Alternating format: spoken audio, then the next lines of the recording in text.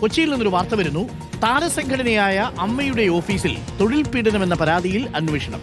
Office മാനേജറായിരുന്ന യുവതിയുടെ പരാതിയിൽ north police അന്വേഷണം തുടങ്ങി. യുവതിയുടെ മൊഴി ഉടനെടുക്കും. General secretary Kukku Parameswaran, treasurer Unni Sivapal എന്നിവർക്കെതിരെയാണ് പരാതി. സാമ്പത്തിക തിരിമറി സംബന്ധിച്ച് വ്യാജ ആരോപണം ഉന്നയിച്ചെന്നും പരാതിയിലുണ്ട്. എസ് ശരൺ കൂടുതൽ വിവരങ്ങളുമായി. ശരൺ, അമ്മയിൽ പോലീസ് വരുമോ? എന്താ സംഭവം?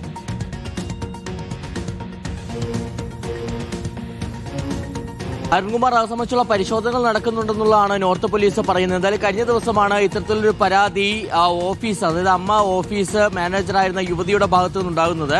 കൊച്ചി സിറ്റി പോലീസ് കമ്മീഷണർക്കാണ് പരാതി ലഭിച്ചത്. അതിൽ പ്രധാനമായും പറയുന്നത് ഈ സംഘടനയുടെ ട്രഷറായ ഉണ്ണി ശിവപാലിൽ നിന്ന് തനിക്ക് മോശം അനുഭവം, അതായത് ഉണ്ണി ശിവപാൽ തന്നോട് മോശമായി പെരുമാറി. താനത് സംഘടനയുടെ ജനറൽ സെക്രട്ടറിയായ കുക്കു പരമേശ്വരനോട് പറഞ്ഞു. എന്നാൽ കുക്കു പരമേശ്വരൻ അതിൽ ഇടപെടൽ നടത്താതെ, അതായത് നടപടി എടുക്കാതെ തന്നെ ശകാരിക്കുകയാണ് ചെയ്തത്.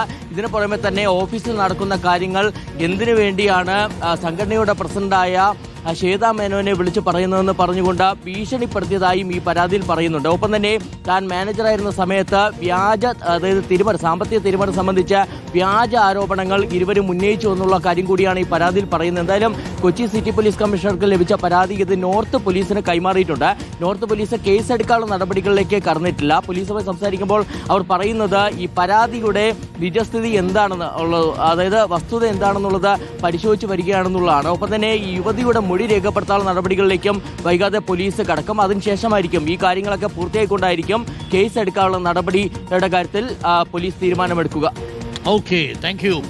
ശരനാണ് വിവരങ്ങൾ നൽകിയത്.